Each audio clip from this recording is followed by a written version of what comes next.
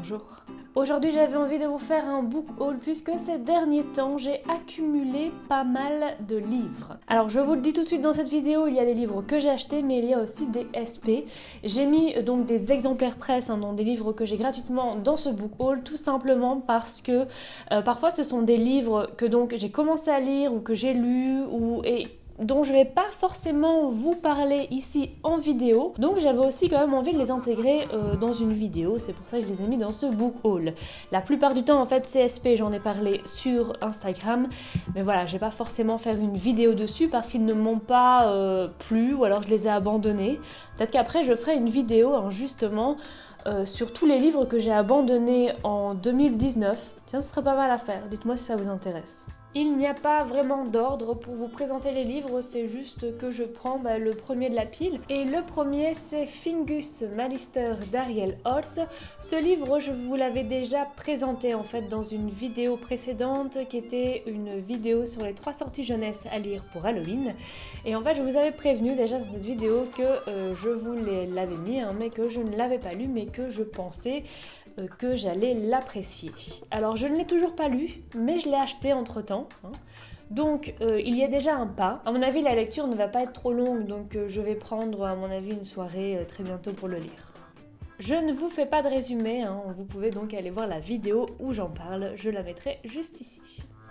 Livre suivant, c'est Le Prieuré de l'Oranger de Samantha Shannon aux éditions de Saxus. Ce livre, c'est une bonne brique, disons-le, et j'avais très envie de le lire parce que c'est vrai qu'on l'a vu pas mal tourner sur les réseaux sociaux. Donc c'est un livre de fantasy. Je ne me suis pas forcément intéressée au résumé, pour ce coup-là j'ai vraiment fait mon mouton et je me suis vraiment dit que j'allais le commencer sans rien connaître. Parce que franchement, quand j'ai lu aussi les avis sur Goodreads, donc il est déjà sorti en anglais, il a une note absolument excellente pour Goodreads et j'ai envie de faire confiance et j'ai envie de ne pas connaître du tout le résumé, donc c'est pour ça que même ici, je ne vais pas vous faire le résumé. Allez, on peut lire... Bon, allez. On peut quand même parler... On va suivre Ed Durian, qui est une marginale à la cour. C'est une servante et apparemment pour protéger Sabran ou Sabran, qui à mon avis la reine, oui voilà, elle va devoir faire l'usage d'une magie interdite. Ça donne un peu l'ambiance, donc fantasy quoi. Livre suivant, c'est L'apprentie faucheuse, le tome 1 de J. Robin aux éditions du Héron d'Argent. J'ai connu ce livre puisqu'il était parmi les 124 livres sélectionnés pour le PLIB 2019 et il a été surtout retenu dans les 20 derniers, donc il fait partie des 20 sélectionnés pour le PLIB 2019. Je suis jurée pour le PLIB 2019, donc idéalement il faudrait que je lise les 20 sélectionnés pour en choisir 5. Je suis pas sûre de pouvoir en lire 20, mais vraiment cette année j'ai envie d'en lire beaucoup plus que l'année passée. J'ai envie de lire les 20, c'est vraiment mon challenge, ce vers quoi je tends. Et donc quand je suis allée à Mons Livre, qui est donc un salon du livre à Mons, il y avait les éditions du Héron d'Argent, il y avait ce livre et je l'ai acheté. Et en plus à l'intérieur il y a de magnifiques illustrations donc faites par l'autrice. Pour l'histoire, vous l'aurez compris plus ou moins d'après le titre, on est en 1850, il y a le personnage principal qui est Amelia Pratt qui va mourir et ça va devenir une apprentie faucheuse. Là jusque là c'était un peu évident. Vous me connaissez, moi j'en sais sur le livre avant de le lire, mieux je me porte, donc ça me suffit. Autre livre pour lequel j'ai craqué à Mons Livre, c'est Les Royaumes éphémères, le tome 1 de Geoffrey Clostrio aux éditions Livresse. Ce livre, ça fait un moment que j'ai envie de le lire et puis j'ai décidé de passer le pas cette année et je pense ne pas regretter. L'histoire en tout cas me tente énormément puisqu'on va suivre un garçon en fait qui a 17 ans et qui va mourir dans un accident de voiture. En fait je pense que c'est juste en ce moment, je commence à avoir une phobie totale de l'avion. C'est de pire en pire. La dernière fois, on regardait juste un reportage qui montrait des avions décoller et atterrir. Et je commençais à avoir des sueurs froides rien que d'y penser. Donc voilà, l'avion m'obsède. C'est ce que je voulais dire, l'avion m'obsède et la peur de l'avion m'obsède encore plus. Sachant qu'il y a encore quelques années, je n'avais absolument pas peur de l'avion. Pas du tout, même pas rien. Rien, absolument rien. Et maintenant, ça devient limite une phobie. Et donc, notre jeune protagoniste qui est mort dans un accident de voiture ne va pas se retrouver dans l'au-delà, il va se retrouver dans les royaumes éphémères. Et c'est un royaume où dès qu'il arrive, il a des pouvoirs surnaturels. Donc on va être dans un monde où il y a de la magie, où il y a plein de choses. Et c'est surtout un monde qui s'avère être en guerre. Donc, le malheureux, il est mort et en plus il tombe dans un monde où apparemment... c'est pas joli, mais je pense que ça va être très intéressant. Et il y a un autre truc aussi, oui, je pense que je l'avais lu aussi, c'est qu'il est presque immortel. Je me suis fait un petit plaisir pour Halloween et j'ai acheté Witch Please de Jack Parker avec des illustrations de Digley aux éditions Pygmalion. Ce livre déjà est une véritable merveille par son design, par les illustrations Digley que j'apprécie beaucoup. Et aussi, en fait, ce livre c'est un grimoire destiné aux sorcières débutantes. Ce que j'aime beaucoup dans la vision de la sorcellerie de Jack Parker, c'est que c'est extrêmement adapté à notre époque, à la technologie aussi, et donc ça donne quelque chose qui me semble beaucoup plus abordable qu'une autre forme de sorcellerie, parce que moi j'adhère plus, c'est plus quelque chose qui me ressemble, c'est plus aussi une sorcellerie qui va être en accord avec la nature, ou en accord peut-être même avec la technologie ambiante. Donc voilà, c'est quelque chose qui me semble beaucoup plus adapté à mes croyances, à ma vision de la sorcellerie aussi et à moi tout simplement. Dans la première partie, elle va d'abord s'intéresser justement à sa vision de la sorcellerie. Elle va nous parler énormément de quand ça a débuté, quels sont ses principes. Bizarrement, justement, il n'y a pas vraiment de règles, c'est aussi quelque chose qu'on doit s'approprier pour pouvoir être bien avec.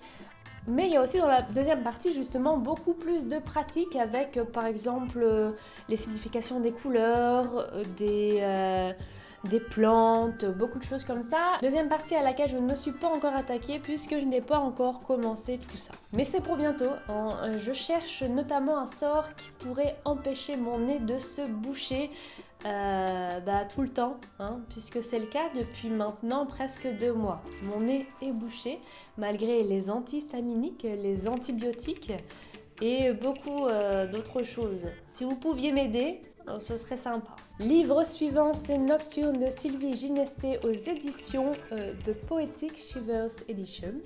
Et c'est un livre que j'ai acheté lors du salon Tournez la page, un salon pour lequel je vous ai fait un vlog et avec lequel on a été invité avec Amélie de la chaîne Amélie et Isa de la chaîne Isa Natural Tales. Je suis tombée devant le stand de cette autrice et j'ai été attirée. Et il y avait 2 livres qui m'intéressaient d'elle. Il y avait quelque chose d'un peu plus fantastique avec plusieurs tomes et il y avait celui-ci. Et j'ai été attirée particulièrement pour celui-ci puisque je vous résume, on est dans Bruxelles 1887, il y a de la musique, il y a des vampires et de l'érotisme. Ça a fini de me convaincre. Voilà, je pense que ça peut être bien sympa. En plus, l'autrice m'a dit qu'elle s'était énormément renseignée au niveau historique pour pouvoir écrire ce livre.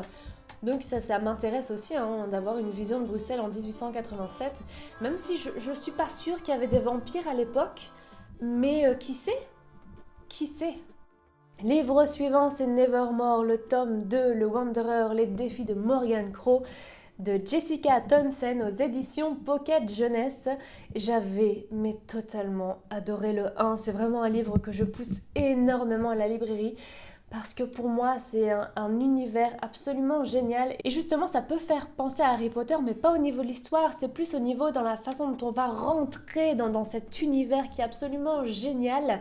Voilà, je suis encore en cours de lecture. J'avoue que le petit problème depuis que je suis libraire, c'est qu'il y a un livre, par exemple celui-ci, je sais que je vais réussir à le vendre puisque j'ai adoré le premier et que où les gens vont être intéressés puisqu'ils ne vont pouvoir que être intéressés par le premier. Et du coup, j'ai moins cette urgence à le lire puisqu'il y a plein d'autres livres que j'aimerais lire à la librairie pour pouvoir justement en parler, les conseiller, alors que celui-ci, je peux déjà en parler sans l'avoir totalement lu. Alors c'est pas forcément quelque chose dont je suis très fière, mais j'ai pas le choix en quelque sorte si je veux vraiment conseiller le maximum de livres. Les livres en fait que j'ai vraiment envie de lire pour mon plaisir pur, je suis obligée de les retarder ou en tout cas mettre plus de temps pour les lire. Je ne vais pas vous faire le résumé de ce livre puisque je vais évidemment spoiler entièrement le tome 1. Par contre, je peux préciser que ce livre est donc un exemplaire. Livre suivant, c'est La Reine sous la neige de François Place aux éditions Gallimard Jeunesse. Ce livre est un exemplaire presse qu'on a reçu à la librairie, je l'ai pris et clairement au début je l'ai pris mais sans y croire. Je me suis dit ce truc a l'air totalement nul, mais je le prends, sait-on jamais. Et justement, il y a eu une cliente qui travaillait dans une bibliothèque, elle m'a dit j'ai lu ce livre et je l'ai absolument adoré, c'était vraiment génial.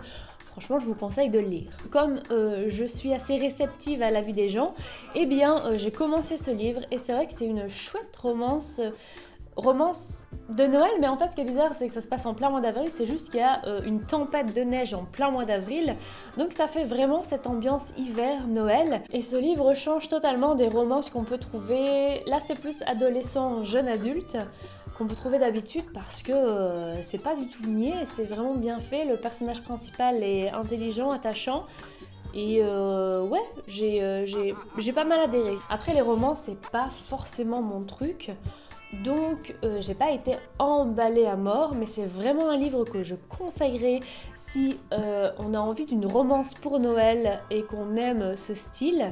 C'est chouette, c'est vraiment marrant. Et surtout, en fait, dans ce livre, ça se passe à Londres et on va notamment parler de la reine d'Angleterre puisqu'il y a un fait exceptionnel qui va se réaliser, mais je ne vous dis pas quoi. Et en fait, ce livre m'a complètement remis dans mon obsession pour la famille royale anglaise et notamment pour la reine d'Angleterre puisque j'ai continué à regarder, j'avais vu que le premier épisode de la série The Crown et je suis à fond, ça on peut le dire. Ouais, je suis dedans quoi. Alors oui, c'est vrai, j'ai ce petit côté Stéphane Bern, je suis obsédée par les familles royales et j'adore avoir toutes les histoires autour. D'ailleurs, ça me fait penser que quand j'étais plus jeune, j'étais totalement fan de l'émission de Stéphane Bern qui s'appelait Saga. Je sais pas si vous avez connu cette émission, mais j'adorais. Dernier livre, c'est La famille Addams, l'origine du mythe de Chas Addams. Celui-là, je ne vais pas le tenir pendant toute ma chronique, tout simplement parce que je n'ai aucune force dans les bras et j'ai mal au bras. Récemment, j'ai eu un regain d'intérêt pour la famille Addams, une mini-obsession qui est revenue. Donc évidemment, j'ai revu les films, j'ai vu la série, et puis il me manquait quelque chose puisque à la base, la famille Addams, ce sont des dessins qui paraissaient dans le New Yorker et donc qui avaient été créés par Chas Addams. Et justement, ce livre nous explique comment est venue l'idée à Chas Addams de créer ces personnages. On a aussi la première apparition de Morticia, la première apparition de Gomez, quelles caractéristiques en fait le dessinateur voulait donner à chaque personnage de base. Et c'est extrêmement intéressant, moi j'ai adoré lire ça. Et je vous le recommande si vous aimez la famille Addams.